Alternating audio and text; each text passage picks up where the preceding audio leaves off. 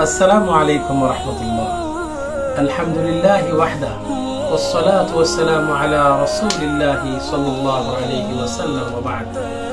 وعن جابر بن عبد الله رضي الله عنه قال قال رسول الله صلى الله عليه وسلم رحم الله عبدا سمحا إذا باع سمحا إذا اشترى سمحا إذا قضى سمحا إذا اقتضى وفي رواية رحم الله امرأ سمحا إذا باع سمحا إذا اشترى سمحا إذا قضى سمحا إذا اقتضى رواه الإمام البخاري رحمه الله وابن ماجه. সম্মানিত সুধী দর্শকবৃন্দ, কাছে দূরে পৃথিবী জুড়ে যে যেখানে আমাদেরকে দেখছেন সকলকে মোবারকবাদ জানাচ্ছি। কৃতজ্ঞতা প্রকাশ করছি মহান রব্বুল আলামিনের, যিনি আমাদেরকে সুস্থতার সহিত কিছু কোরআন এবং হাদিস থেকে কিছু কথা বলার এবং শোনার তৌফিক দান করলেন। আল্লাহ সুবহানাহু ওয়া তাআলার কাছে দোয়া করছি, আল্লাহ সুবহানাহু ওয়া তাআলা যেন আমাদের এই ছোট্ট আমলটুকু কবুল করে নেন এবং ইয়াউমুল কিয়ামতে কিয়ামতের দিন আমাদের যেন নাজাতের ওসিলা করে দেন, আমিন। সুপ্রিয় দর্শকবৃন্দ, আজকে আমি আপনাদের সামনে গুরুত্বপূর্ণ একটা হাদিস নিয়ে এসেছি। সংক্ষিপ্তভাবে সংক্ষিপ্ত পরিসরে এই হাদিসের ছোট্ট সংক্ষিপ্ত ব্যাখ্যা এবং প্রাসঙ্গিকতা বলে ইনশাআল্লাহ আমি আমার সংক্ষিপ্ত কথা ইনশাআল্লাহ ওয়া আলাইনা ইল্লাল বালাগ। সম্মানিত সুধী, রাসূলুল্লাহ সাল্লাল্লাহু আলাইহি ওয়াসাল্লাম বলেছেন, জাবির বিন আব্দুল্লাহ রাদিয়াল্লাহু আনহু এই হাদিসটি বর্ণনা করেছেন, ওসমান বিন আফফান রাদিয়াল্লাহু আনহু তিনিও বর্ণনা করেছেন এবং আব্দুল্লাহ ইবনে মাসউদ রাদিয়াল্লাহু আনহু তিনিও বর্ণনা করেছেন। ইমাম বুখারী রাহিমাহুল্লাহ তার সহিহুল বুখারী আল জামিআতে তিনি নিয়ে এসেছেন এবং ইমাম ইবনে মাজাহ রাহিমাহুল্লাহ তার সুনান ইবনে মাজাহতে নিয়ে এসেছেন। রাসূলুল্লাহ সাল্লাল্লাহু আলাইহি ওয়াসাল্লাম বলেন, রাহিমাল্লাহু আবদান সামহান ইযা বা। আল্লাহ সুবহানাহু ওয়া তাআলা রহমত দান করুন, তার উপর রহমত বর্ষিত করুন ওই বান্দার উপরে যিনি উদারতা দেখিয়েছেন এবং ছাড় দিয়েছেন যখন তিনি কোনো কিছু বিক্রি করেন এবং যখন তিনি কিছু কেনেন তখনও তিনি ছাড় দিয়েছেন এবং তিনি যখন কাউকে ঋণ দিয়েছেন তখনও তিনি ছাড় দিয়েছেন এবং কারো কাছে ঋণ নিয়েছেন সেক্ষেত্রে উদারতা এবং ছাড় দিয়েছেন। অন্য রিওয়ায়াতে এসেছে, রাহিমাল্লাহু ইমরাআন সামহান ইযা বা সামহান ইযা ইশতারা সামহান ইযা কাদা সামহান ইযা ইকতাদা।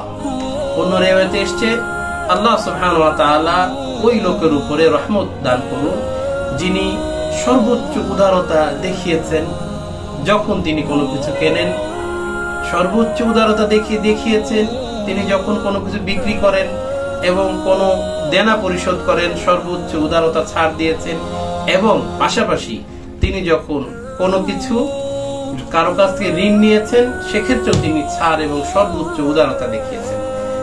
সম্মানিত সুধী দর্শকবৃন্দ, এই হাদিসের ব্যাখ্যায় যেটা বোঝা যাচ্ছে সেটা হলো, দেখেন ইসলামী শরীয়ত কত মহান, কত বিশাল ইসলামী শরীয়ত। ইসলামী শরীয়ত তিনি চেয়েছেন মুসলিমদের ভ্রাতৃত্ব স্থাপন করতে, মুসলিমদের মধ্যে একে অপরের মধ্যে যেন ভালোবাসা তৈরি হয়, একে অপরের যেন দূরত্ব না থাকে, কাছাকাছি যেন তারা থাকে। এই জন্য ইসলামী শরীয়ত কি করলেন, তারা সুন্দর একটা গাইডলাইন আপনাকে দিয়ে দিলেন। আপনি যখন কারো কাছ থেকে কোনো কিছু কিনবেন তখন তাকে ছাড় দিবেন, আবার আপনি যখন কারো কাছে কোনো কিছু বিক্রি করবেন একটু বাড়িয়ে দেবেন, আবার কাউকে যখন ঋণ দিবেন ঋণের সময় যখন চলে আসবে তাকে ছাড় দিয়ে তার সময়টা একটু বাড়িয়ে দেবেন, আবার কারো কাছ থেকে যদি আপনি কোনো ঋণ নিয়ে থাকেন সময়ের আগেই আপনি দিয়ে দিবেন। তাহলে বোঝা গেল যে আমাদেরকে ছাড় দিতে হবে সব ক্ষেত্রে। ছাড়ের বিষয় হচ্ছে সহজ করা, অর্থাৎ আপনি আপনার দাবি থেকে একটু নেমে আসবেন, আবার যখন আপনি দেবেন তখন একটু বাড়িয়ে দিবেন, পুষিয়ে দেবেন। আল্লাহ সুবহানাহু ওয়া তাআলা আমাদেরকে হকভাবে সঠিকভাবে রাসূলের জীবনকে আমাদের মধ্যে বাস্তবায়ন করার তৌফিক দান করুন।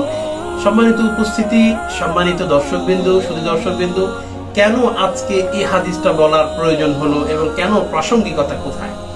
আজকে যেখানে সারা পৃথিবী তথা বাংলাদেশে দ্রব্যমূল্যের ঊর্ধ্বগতি, যেখানে আপনার সরকার বাহাদুর তার অনেক অনেক কষ্ট হচ্ছে, তারা সর্বোচ্চ চেষ্টা করছেন দ্রব্যমূল্য যেন সাধ্যের মধ্যে থাকে, তারপরও এক শ্রেণীর মজুদদার মানুষ, এক শ্রেণীর কিছু মানুষ যারা সব সময় চেষ্টা করছে কিভাবে মজুদদারি করা যায়, কিভাবে ওজনে কম দেওয়া যায়, কিভাবে ভেজাল মেশানো যায়, কিভাবে মানুষকে ঠকানো যায়।